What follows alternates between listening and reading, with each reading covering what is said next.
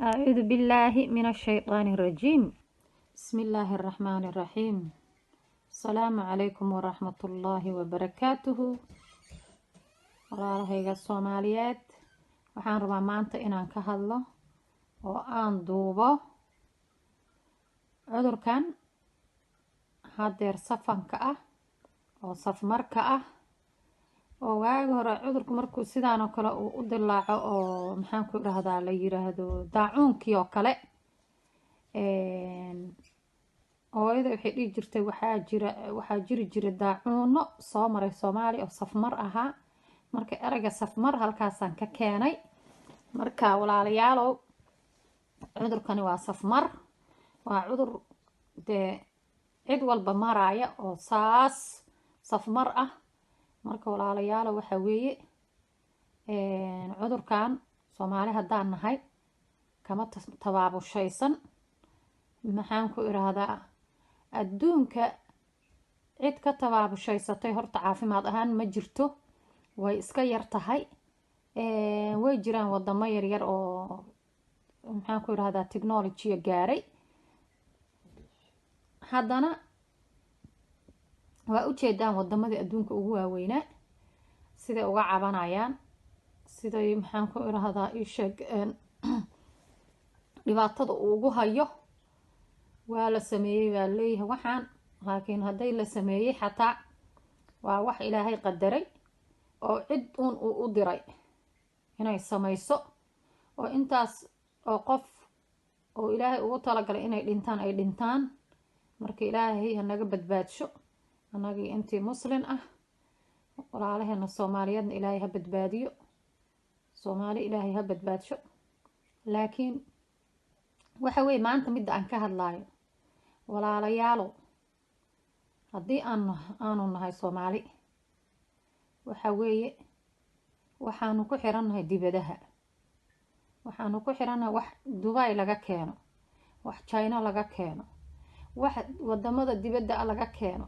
wax Ethiopia laga keeno waxaasaanu ku xirannahay wax aanu beeranay oo dhulkayaga aanu ka beeranay oo cunno ah oo biri aan isku badbaadinayno haddii adduunku kala xirxirmo ma jirto waxa weeye waxaanu dhoofinay iska badaa wixii aanu cuno lahayn oo aanu afka galin lahayn quudan lahayn baynaan haysan oo aanu wadamada dibadda ka keensanaa marka walaalayaalow waxa weeye waa inaan ka fikirnaa mar horeyna ahayd inaan ka fikirno in adduunku waxana ay dhici doonaan ilaahay naguma keeno ilaahay ha naga soo gaabiyo waxaan ilaahay ha naga dhameeyo ilaahay ha naga joojiyo ilaahay ha naga dulqaado ilaahay gaal iyo muslimba ha ka caafiyo maxaa la sameynaya dee waxaa la yidhi dabkii munaafiq shiday muumin baa ku gubta waxa weeye haddii waxaan ay la yiraahdo gaalada ku dhacdo dee gaalkii wadamada gaalada waan joognaa gaalkii ma fariisanayo waa ku imaanaya wadankii xataa dhulkii hooyo waa joogaan marka walaalayaalow waxa weeye ilaahay naga dulqaado waxaan ilaahay naga badbaadiyo waxaan ku tabaabshaysanay ma aha haddii waxaan aanu dhammaan uu sii socdo waxa weeye waagi hore dhaqankeenii hore anu waxaan ku dhashay koonfurta Soomaaliya waxaan xasuustaa gobolada Shabeellada Hoose iyo Baydhabo gobolka Baydhabo gobolka Baay waa intii Muqdisho u dhaweyd soonaheeda ahayd in ay jireen dad bakaar waxa la yiraahdo samaysan jiray god kayd ah oo ay ku shubtaan haruurka ay goostaan si abaartu markay timaado oo roobku uu yaraado oo sanada hadduu di'i waayo ugu baxsadaan ay u cunaan oo quutaan oo raashin ka dhigtaan galeyda sidoo kale digirta sidoo kale waa la kaydsan jiray waan xasuustaa xataa foostooyinka waaweyn maaragtay barmiile u yaqaaneen koonfurta looga yaqaanaa barmiiladaas ayaa inta la mayro oo la dhaqo oo la kilin gareeyo oo la haawiyo oo si fiican loo mayro ayaa galeyda inta la shukulo, shukul waxaa la yirahdaa galeyda inta laga reebo jaf galeyda bahasha la yiraahdo maaragta bahasha ay ku taxan tahay. koonfurtana kaneecada la iskaga qiijin jiray because dhulka webiyada wuxuu ahaa dhul aad hadeertaan dhulku iska baaba'ay, dhul aad hawd u ah oo aan dharti la jirin oo wada green ah oo aanu roobka ka kicin buu ahaa, qurux badan, shimbiraha balanbaalista bahal diinley la dhihi jiray baa jirtay oo dhirta fuuli jirta qolof adag lahayd oo kalaro badan oo kala nuuc qurux badan lahayd. allahu akbar, maxaa nimca soo aragnay yaa maanta wixii ma jiraan. yaa allah, ilaahu naga soo gaar.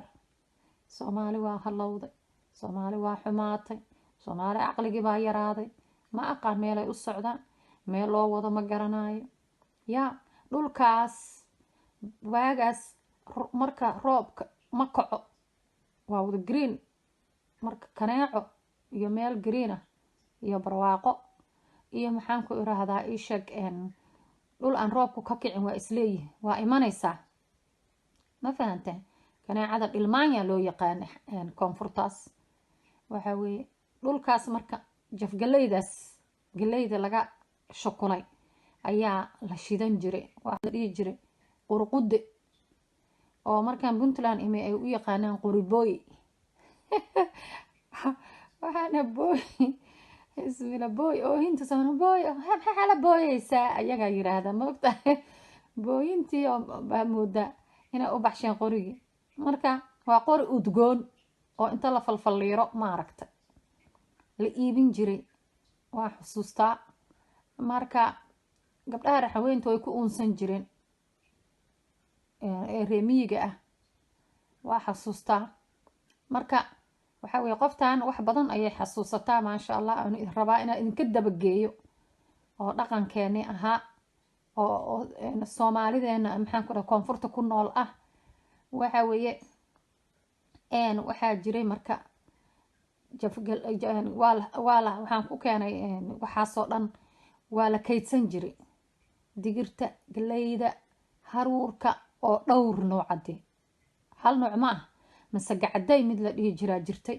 oo waaweyn oo burburan. waxaa jirtay mid masaga guduuday la dhihi jiray, waxaa jirta mid madoobeeda moordi la dhihi jiray oo il madow lahayd, oo taasaa ugu bitimiinsan baa la oran jiray. marka waxaa laga samaysan jiray maxaa la dhahaa shurbada mushaalida, mishaariyo ay dhahaan koonfurta, mishaariyadaasaa laga samaysan jiray. maxaan ku irahdaa soortaa laga samaysan jiray, maxaan ku irahdaa soortaas lo' baa dadka u xirnayd. allahu akbar, lo' baa dadka u xirnayd. lo'daas maqribkii markay timaadan waa la maali jiray, subaxi marka ooda laga qaadona waa la maali jiray. waxaa la geen jiray suuqa la keeni jiray ciir bay yaqaanaan reer Puntland, laakiin koonfurta waxaa loogu yaqaanaa garoor. ayaga garoor waxay u yaqaanaan ciirta koonfurta. marka garoorkaasa la keeni jiray afka koonfurta aan ku sheegay. waxaa soortaasa inta la kariyo lagu darsan jiray. marka ka horeysana waxaa la samaysan jiray maxaan ku irahdaa baraajis, raansow, kable, waxaasoo dhan waa cagaar. soomaalida dhulkooda u khaas ahaa koonfurta oo dhulka webiyada kaliya aan ahayn ee ah baydhabo webi kuma yaalo, shabeellada hoose meelo qaarkood webi kuma yaalo. wuu ka bixi jiray bahalkaas. maxaan ku irahdaa mar aan u tagnay caanaysi, maxaan ku irahdaa yaaq bari weyne meel la dhaho tuulo la dhaho, tuulo leego la dhahaa jirtay oo ay aas-aaseen dadka reer Puntland ee koonfurta xamar deganaa. leego iyagaa aas-aasay, guryahoodiyaa ku yaala weliba reer bariga. leego kadib waxay noqotay meel lagu soo wada hirtay oo lasoo wada degay, meel caano lahay ahayd, meel geesaheeda oo dhan ay caanaha ka yimaadaan oo geel badani ku dhaqan yahay, oo maxaan ku irahdaa beelo badan oo geeley ah ay ku noolaayeen sida beelahan maxaan ku dhahaa shanta caleen, maxaan ku irahdaa gaal jaceelka beesha la dhaho, garraha, kulli ay caanaha keeni jireen. maxaan ku iraahdaa qabiil maxay u sheegaysaa taaladii qabiilku waa caadi calashaan waxaan sheegayaa deegaankaas wixii ka jiray runtii marka deegaan barwaaqo ahaa geedahaas oo dhan ka bixi jira soorta lagu cuni jiray inta la dalaco ma fahantay waxaan xasuustaa tomaatada banaanka intaa saas ugu daadino ma aragtay guriga gidaarkiisa ama hortiisa way iska soo bixi jirtay subxaan allah markaas inta iyadoo soo weynaato dhashay oo maxaan ku iraahdaa miro bixisay oo ayaan goosan jirnay iyadii basbaaska iyo basasha iyo markaa tuurtida iska soo bixi jirtay alla maxaa nimca jirtay alla dagaalada dhib bay noo keeneen wallaahi waa diinteenu waxay sheegtay wallaahi diinteena waa diin maasha allah sax ah wallaahi waayo diinteenu waxay tiri haddii dagaalo bataan abaaraha bata dhulkaa isbedela dhulkaa kululaada roob la-aan baa dhacda rabbiyo sagtali waa sax sababta waxaasoo nimco ah waan weyne ma jirto hadeer waxaasoo nimco ah waxay raaceen nabadi iyo maxaan ku iraahdaa dadku intaanay isdileen oon isdulmaynin ayay raaceen marka walaalayaalo nimcadaasoo dhan baa jirtay marka maanta weeye maxaanu kaydsanay nothing waxaanu kaydsanay maleh roobabkii waa yaraadeen sidaan isu dulmaynay maxaan ku qabiilba qabiilka kale uu nabcaysanayay maxaan ku iraahdaa qabiilba qabiilka ugu xiga u necab yahay uu u laynayo uu dhulka uga riixayo uu dhulka uga sheeganayo ayaa roobkii iyo raxmadii ilaahay cirka nalooga laalay yaa markaas caqligii xataa laga laalay soomaalida waxaan aaminsanahay soomaalida caqligooda inuu maqan yahay weli caqligooda waa maqan yahay waa laga laalay marka goortuu soo degi doono uu kusoo maaxan doono allahu aclam laakiin allah usoo dedejiyo baan leeyahay caqliga soomaali sababtoo ah waxaa weye waxaan caqli ma ah maxaa dhib uun iska socda 30 sano waxaan ku baran weynay yaa